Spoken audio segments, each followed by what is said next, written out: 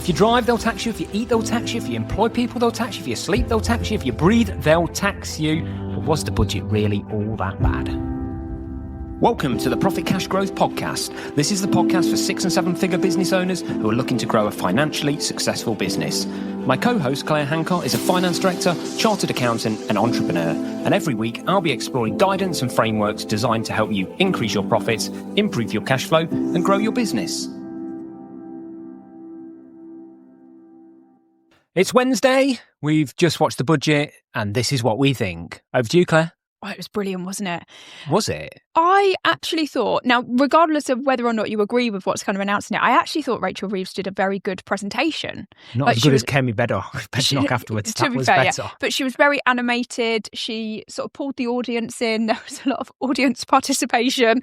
You know, she got some jokes in there, and actually she seemed quite in control and quite in her element. Well, she wasn't crying for a change, which was a positive. Kemi Bednock, though, was absolutely genius. Amazing. Absolutely genius. I mean, she did have it handed to her, didn't she, with the little slip by the OBR, the fact that all got announced before. So she had plenty of time to prepare an amazing response, but it was delivered really, really well. Anyway, before we go on and do our overview for business owners of the budget, we're gonna do something, because there's no news story of the week this week, because obviously the budget is the news story. But we're going to go through a little bit of budget trivia that I found, and this is called Chancellor's Tipples. And I found this one. This was in a newspaper at the weekend. I found it really fascinating, and it's a number of chancellors going back over the years and what they drank at the dispatch box.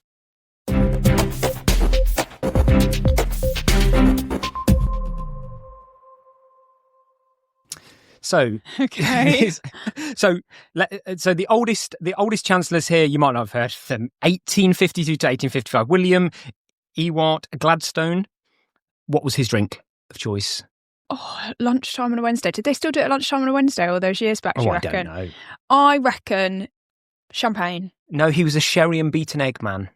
Beaten egg, okay. So, next one was Benjamin Disraeli, 1852 also.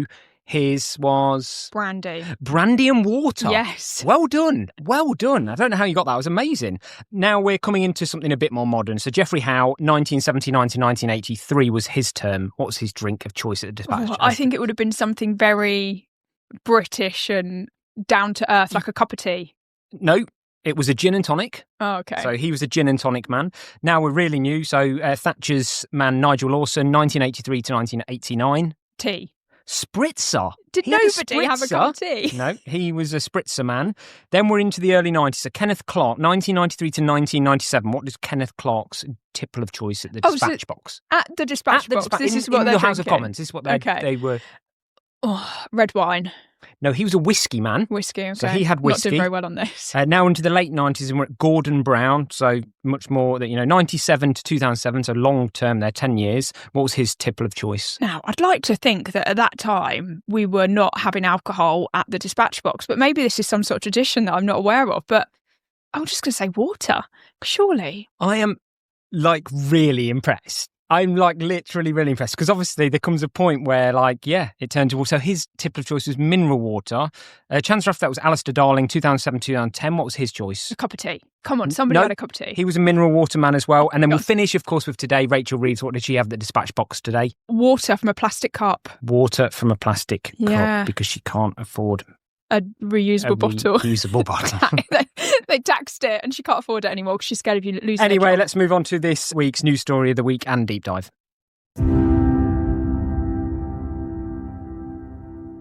So, Claire, we've trawled through the budget and we've picked out for our lovely 6 and 7 figure business owners the key sort of highlights from those things that have changes. Then we're going to talk about things that haven't changed. There was a lot of try and summarise with some there? positives, aren't we, at the very end? Because would you call this a positive budget? All things considered, I don't think the budget was as bad as we'd expected. So their strategy of go out and scare the living hell out of everyone, as including Kemi Bednock said, scare me in the middle of my TV. in the middle of my Cheerios. Worked. So you're now feeling good about yourself. So is the strategy working? When you look at it, I don't think there's anything really to be positive about in the budget.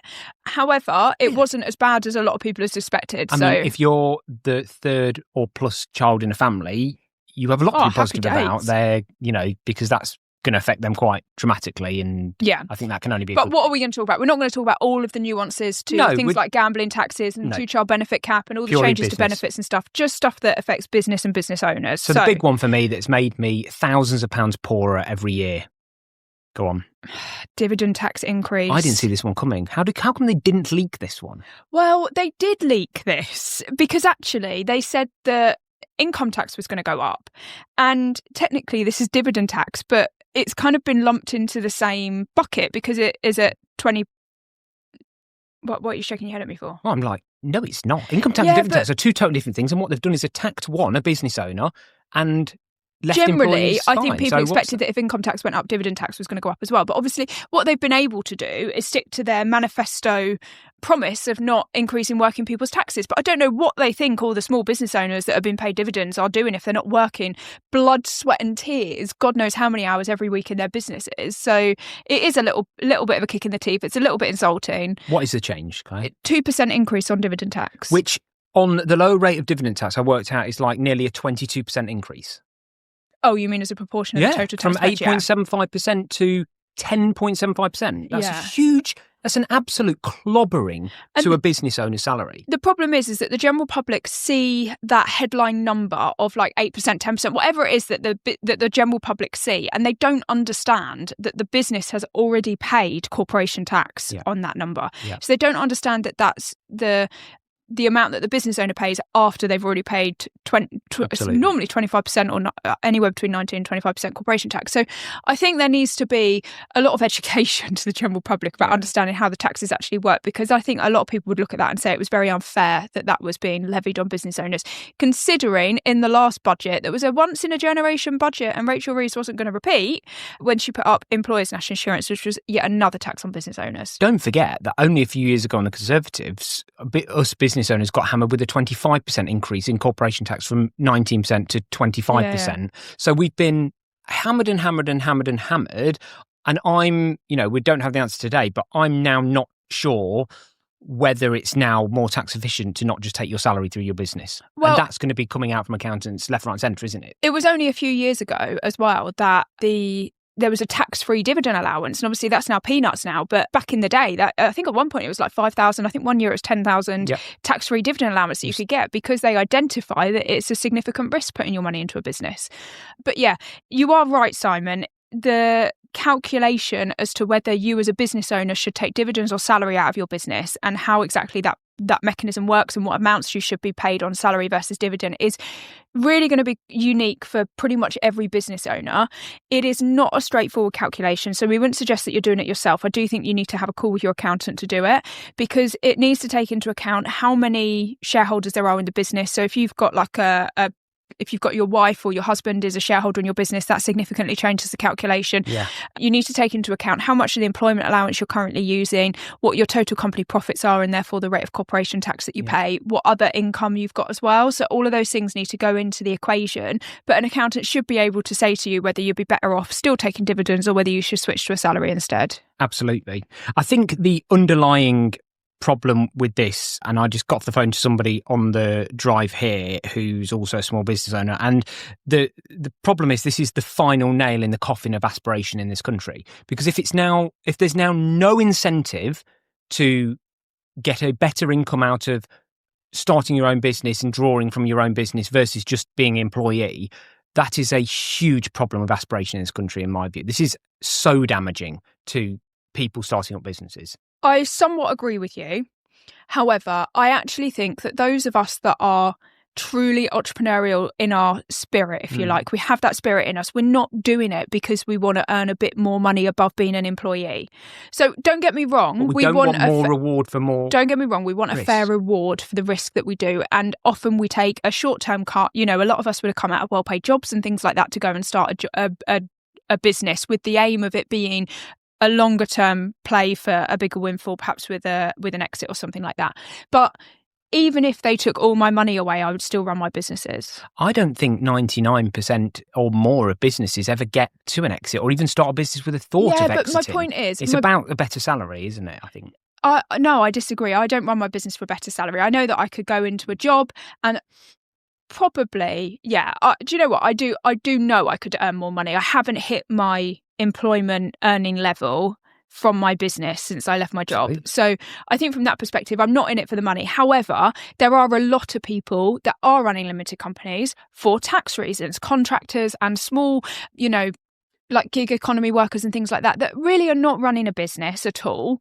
They are literally just contracting and they're employed by people and they're just using this as a tax wrapper. And I do think that, but that's not these people either, because they don't take their salary in that way. They do. Limited companies. They do. That's why they do it. They run it through a limited company. As a sole trader. No, not if you're a sole trader, but they're running their kind of like gig economy or contractor style businesses through a limited company because it can act as a tax wrapper and save them some money. So I think that this goes some way to reducing that and sort of getting rid of those people, getting them back into employment, flood them in the jobs market and help wages, stay a bit static. But they don't have any jobs because we've got worst so many jobs. There are so possible. many jobs out there. Right. Should we move on to number 2 before we fall out here? Yeah. So number 2. Tax on property and investment income. Surprise, surprise, 2% increase on that too. Yes, that's basically just to say they've just carved out almost like a separate income tax for property. So this is any savings income or anything like that will be taxed at an additional 2% and then tax on property income. So if you've got rental properties in your personal name, you're not affected if your property is in a limited company. It's only if the property is in your personal name, then your rate of tax that you pay will go from 20 to 22% or 40 to 44%. And I guess that's really easy for them to calculate because they already split it out on the self-assessments anyway. So that's why they've done it. It's dead easy because you declare it separately anyway and and then an algorithm just applies a different calculation. What I think is really interesting with this is how this is going to play out with the renters' rights bill that's gone through. I'm looking forward to it. Because obviously there's not a cap in what you can put an annual rent up to. But there's now a much more, let's say, robust or thorough process of tenants being able to appeal an annual rent increase, isn't there? And that would be supposedly looked at by an ombudsman. We're yet to see whether that actually plays out in reality. But it's interesting that we're still going at sort of 4% inflation, plus this 2 percentage points is just simply going to be passed on to renters. So are we going to see above inflation and above market rate rent increases passed on to people that are already struggling? I think the problem is with that is that we've seen this is that the market will dictate it. So you can't just charge what you like, but if the whole market moves in a certain direction, whether people can afford it or not is irrespective when you need to put a roof over your head. So that becomes quite challenging. And I think from the 1st of May with the Renters' Rights Bill, they will be able to challenge over market rent increases, but it's going to be interesting to see how someone determines what overmarket rent is when the market's moving up really fast. So that's going to be really difficult. So yeah, lots going on there. I'm sure that's going to just continually play into the kind of exodus of the personal named landlord, and we'll see much more of the corporate institutional landlords coming in to sweep up those properties. So, yeah, look, we're in the new year. We're going to do a couple of podcast episodes on property, aren't we? Because we've got quite a big property portfolio, and obviously you own an estate agency as well, so it's quite an area of expertise for us, should we say? We're going to do a couple of podcasts on that in the new year to just talk through what your options are and why we're choosing to buy in a limited company now versus your personal name. But I think the sort of writing's on the wall. If you're looking at buying property, unless you're near retirement or something like that, then probably you only want to be doing it in a limited company moving forward. Yeah. So moving on to number 3. This is interesting because we did an episode we literally did an episode on this about 10 weeks ago about how much of a benefit it is, and they're just literally halving the benefit. And what's that, Claire? So EOT, employee ownership trusts, capital gains tax at the moment, if you sell your business to an employee ownership trust or EOT, which essentially just means you sell your business to a trust that is held on behalf of the employees of your business, current and future employees. So you don't actually sell it to the employees themselves, you sell it to a trust on behalf of the employees. And at the moment, if you do that, then any gain you make on your business, the sale of your business, is capital gains tax free, and they're halving that. I mean, in some respects, I'm astounded that tax loophole was even there in the first place.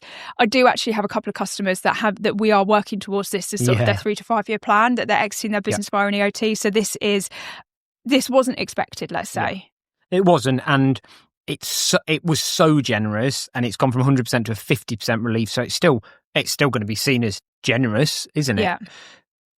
But as we spoke about on the podcast, it's also quite highly specialist. There's so many things, so many stars have to align for it to work, don't they, as well? Yeah. Look, subject to the technical guidance coming out around this, because that is something that we do have to get into, is the actual technical guidance, the nitty-gritty of the tax law and the legal legislation that's changing.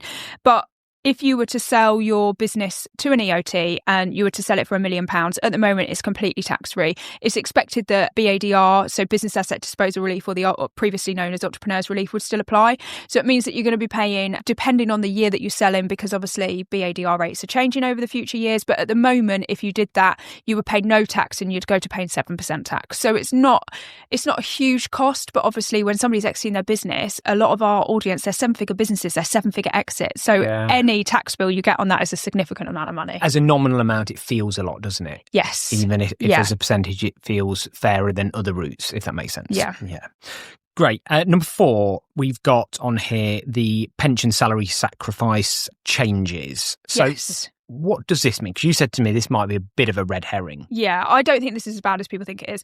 And to be honest, a lot of small business owners probably wouldn't have heard of this because salary sacrifice pension schemes are probably far more common in like big corporate organisations. Yeah. I think around about 25% of employees pay their in the private sector pay their pensions through salary sacrifice. And that's big organisations that tend to do this.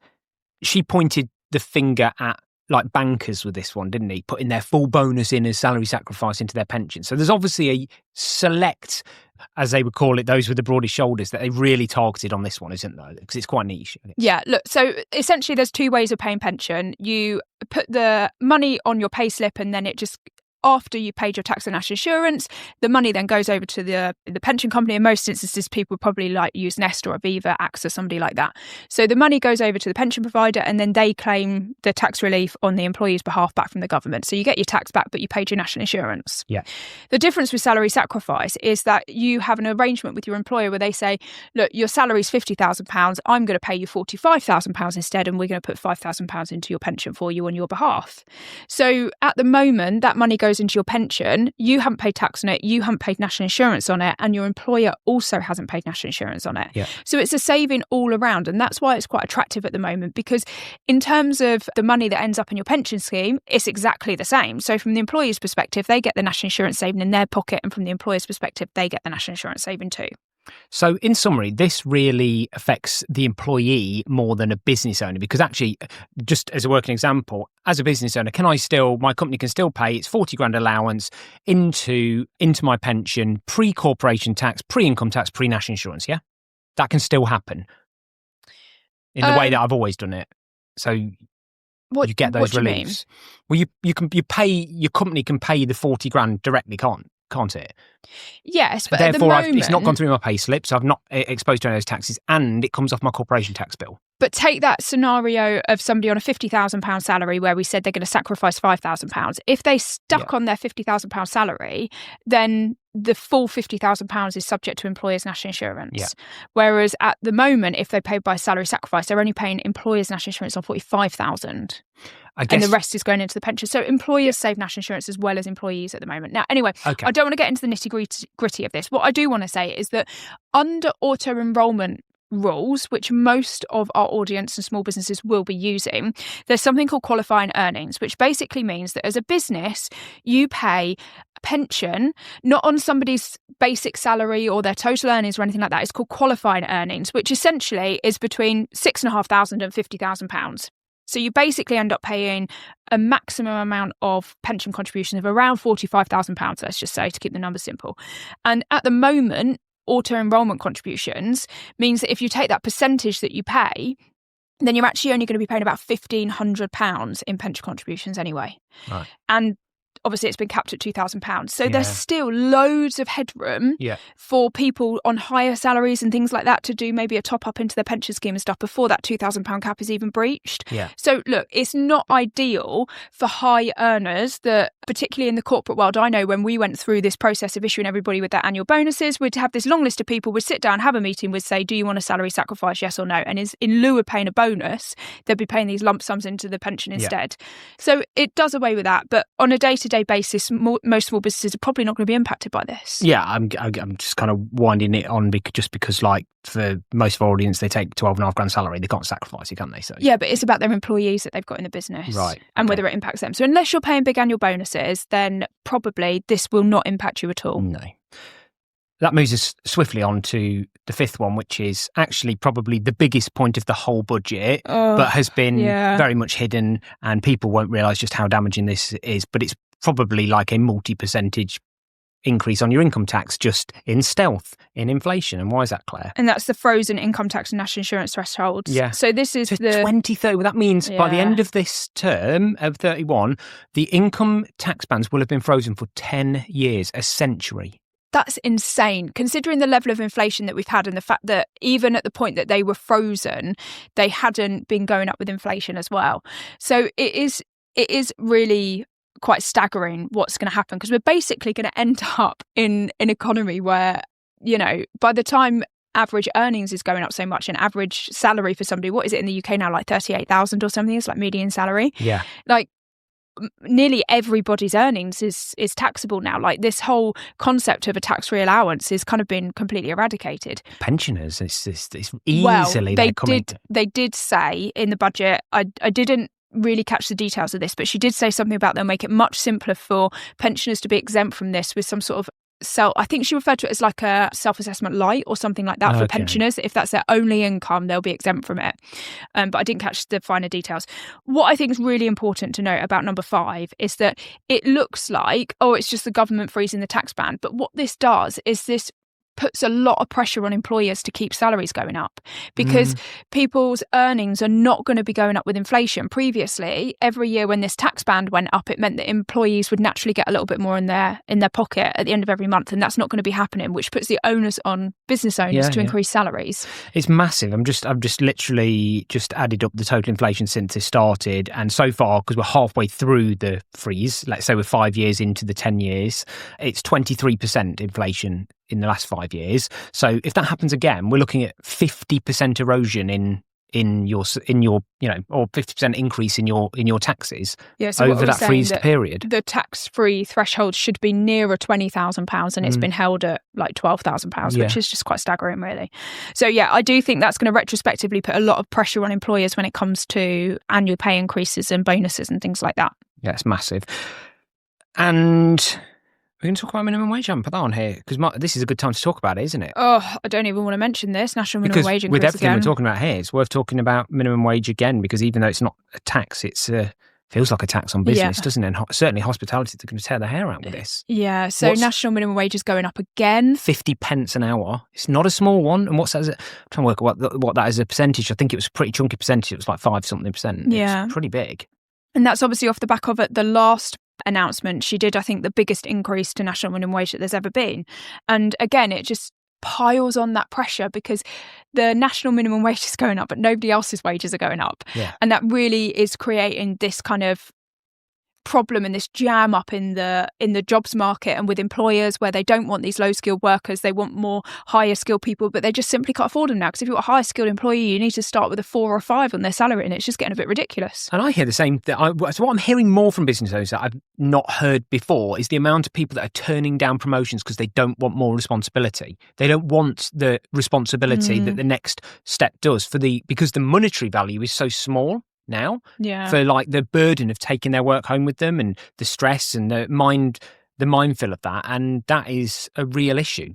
What I have, if slightly off the topic, but what I have become quite aware of, we're constantly recruiting and talking to other people that are looking for jobs and things like that, is that the amount of employers that are now demanding that people are in the office somewhere between 3 to 5 days a week, and employees just simply don't want to do that. So therefore, actually, if you are somebody that does allow your employees to work from home some amount of the time, then actually you're more likely to retain people, and perhaps it's you don't maybe want to increase salaries and things like that because you can't afford it, but you could maybe compromise on extra days working from home and things like that, which just give the employee a little sweetener to stay with you. But problem is, I mean, it's all come out in the wash about just how everything looks from people working at home. Productivity is just a mess, and there's a reason why businesses are pulling them back, isn't it? But where you've got existing employees that you trust and it works for the rest of the business, etc., then I think it's a trade-off, isn't it? Do you pay them more, or do you compromise on the work from home? I mean, I guess eventually everything's got to snap, and those wages are just going to go up, and the only person that's going to pay is the consumer at the end. Yeah, because prices go up and inflation keeps going up, which so I think we're looking at in this doom loop. I think the inflation number over the next 5 years is going to be just as bad as it's been in the last 5 years. It's been pretty bad, and that's something to really worry about. So next one. Okay, the next one is something dressed up as a real positive. So how can business owners use this one? So this was apprenticeship funding boost. So under 25 apprenticeships are now fully funded by the government. What were they before? Do you know? Like well, again, a bit of funding? Or? Another red herring, because if you were a small business, then they refer to it as levy paying. So if you don't pay into the apprenticeship levy, which is literally for large employers only, then you would only pay 5% of somebody's apprenticeship cost anyway. So the average cost of an apprenticeship to a business at the moment is around £800. So if you take on an apprenticeship, you're saving roughly £800. So it's not staggering by any stretch of the imagination. I don't think it's quite the boost that Rachel Reeves has made out. They are making some changes to the apprenticeship funding, and short courses are now going to be included in it, which might be a little bit of a boost for businesses that don't want to take on these employees that are on these like long term, because I think at the moment the restriction is 12 months plus, but you might just want somebody to go and get an amount of skills in a specific area, and some of that is going to be covered by the apprenticeship. So there's more changes coming to that in April, which actually we will do a separate podcast on that, because I think that is going to be really, really important, particularly with AI and things like that. There's a lot of AI training that is funded by the apprenticeship levy, and now it's going to be completely free. Yep. Great. And then my final thing, again, we said we weren't going to cover things outside of business, but I think it's quite important just to touch on it because, a lot of business owners will make profits and they'll want to do the right things with their money. But this is around ISA changes that have been announced. So this is really a reduction in cash ISAs. So again, protecting, I don't know why they've done it, but if you're over 65, you can still have £20,000 cash ISA. If you're under 65, that is going to be reduced by, I think, £8,000 to £12,000. But you can have 8,000 in stocks and shares ISAs to have your total 20,000. But they're effectively forcing people to put 40% of their cash ISAs into investments. And I believe it's UK only investments. So you can't even put it into the good stock market. Well, do you know what in the US? I thought was quite apt timing? Now, I'm not into conspiracy theories at all. I think that they're a load of tosh and that there's always a valid reason behind everything. However, have you noticed that there is a humongous increase in the amount of influence and people that on podcasts and YouTube and things like that are talking about the American stock market at the minute? In particular, how much of the American stock market growth is completely loaded into AI and scaring everybody about this AI bubble. And so then what will British people want to do?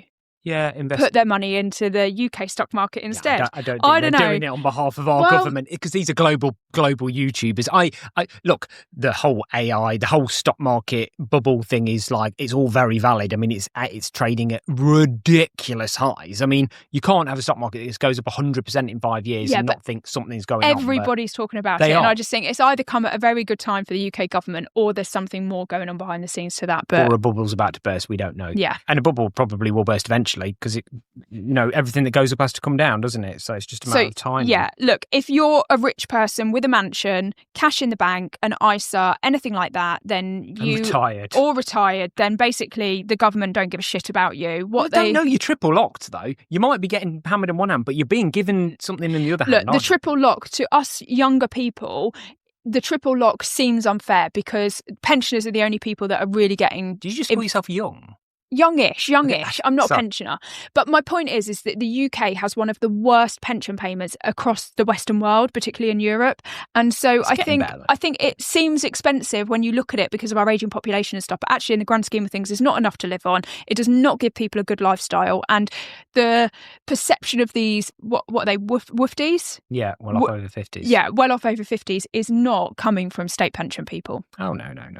But everyone gets it, and that's the challenge. A benefit of that size where it's applicable to everyone becomes hugely expensive. Yes.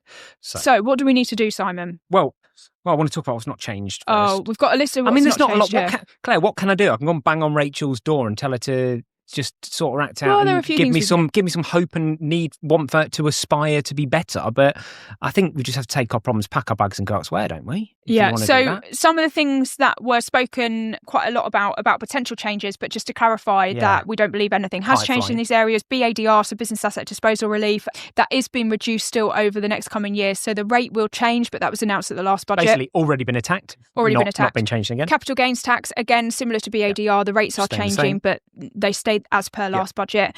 Business rate, she announced some changes to hospitality to maintain current discounts and things like that. But beyond that, there's no change or future change to the way that business rates work either, which is really interesting because, again, the small business rate relief has been frozen for years. Yeah. And again, businesses, just a little bit different to council tax in that business rates are revalued every 5 years. So from that perspective, with inflation and potentially rents going higher, more and more people are going to be pulled into paying business rates because small business rates relief won't apply because, again, it's been fixed. National insurance on LLPs, so limited liability partnerships. Massively flied, wasn't it? Somebody's really got hold of her and just turned her on that one. I don't know why. This is huge because essentially it's used by a lot of doctors, lawyers, accountants, medical workers, people like that who run an LLP, which is a little bit like a sole trader partnership kind of agreement. You're not quite a sole trader, you're not quite a limited company, but essentially you don't pay national insurance, you don't pay employers' national insurance. And so it can be quite tax efficient.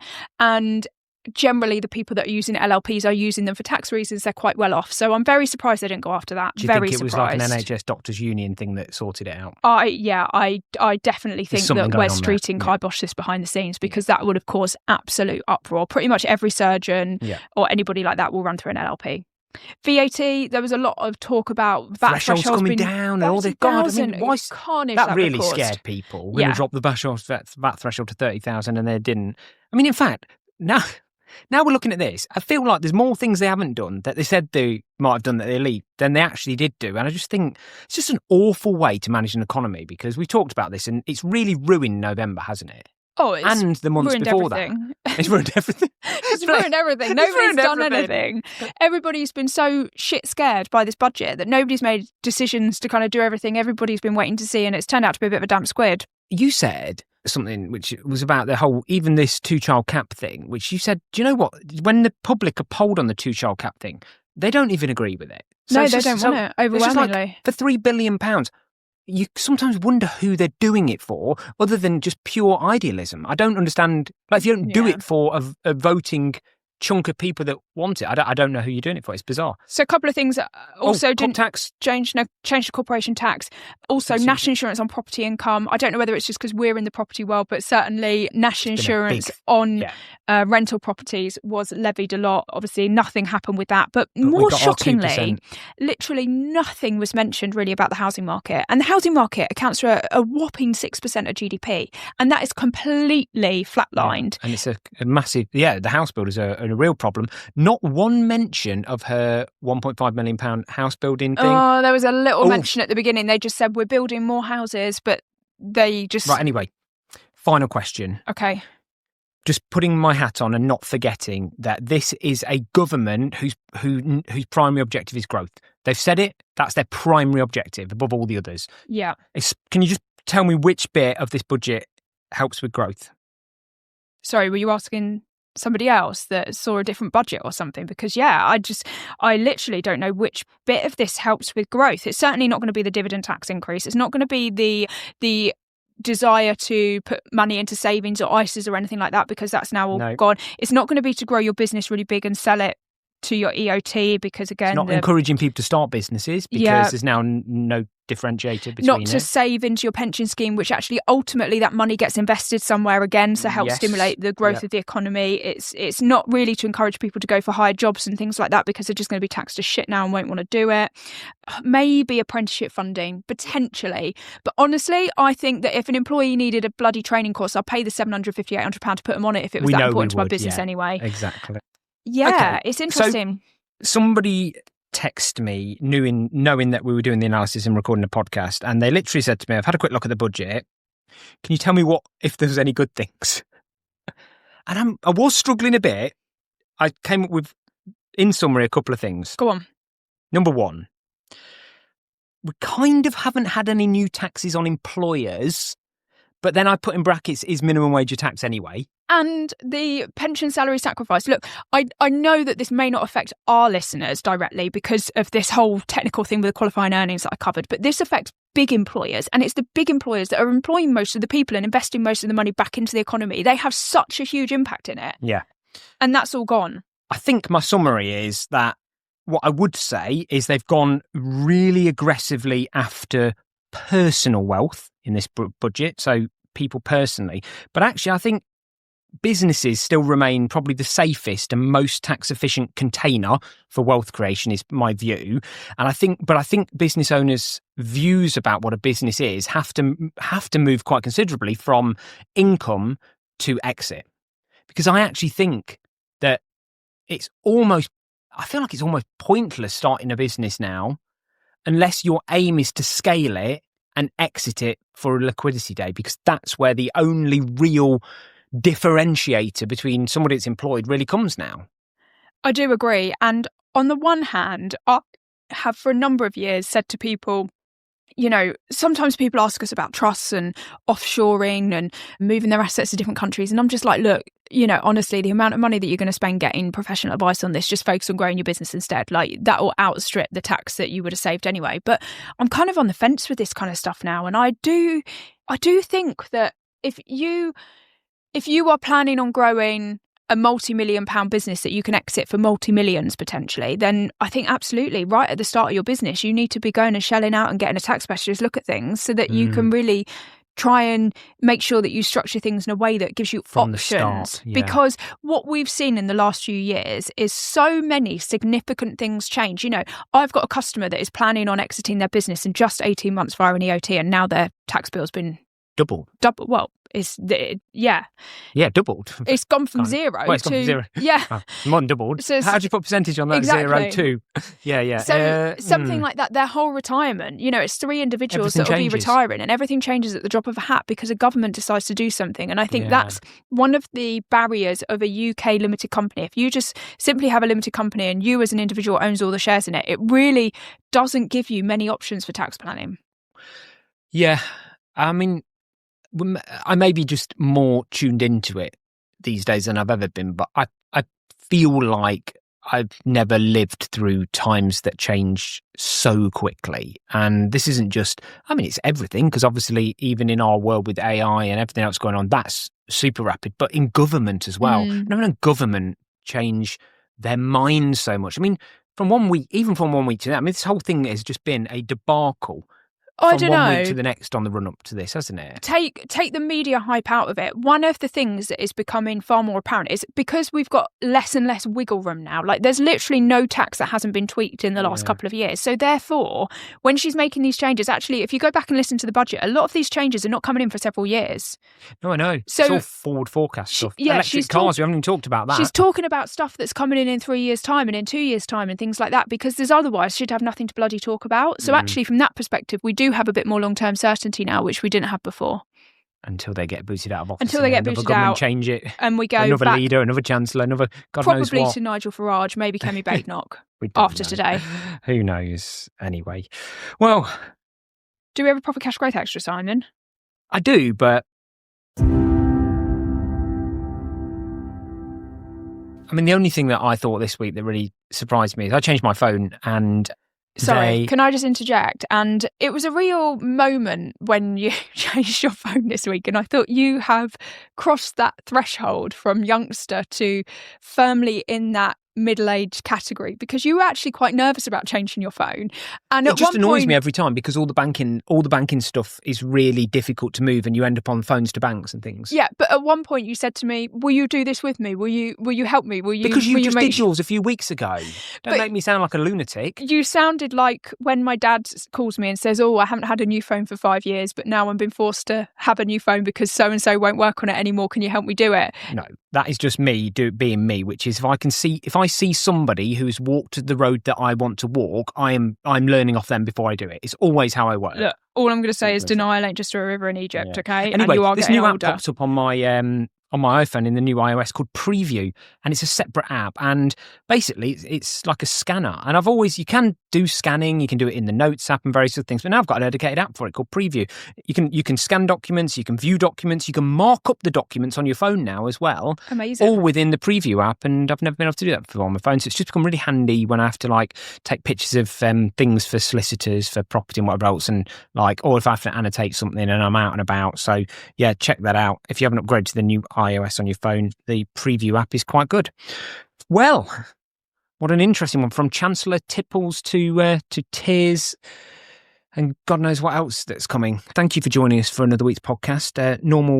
What's the word? Service. Normal service will be resumed. Well, kind of. We're going to have a little bit of a lighter run up to Christmas. Still podcast every week, it's not but that light. We've topics, got good subjects coming up, and we've got the usual Christmas quiz for Claire. That's going to be, I think, Thursday the 18th.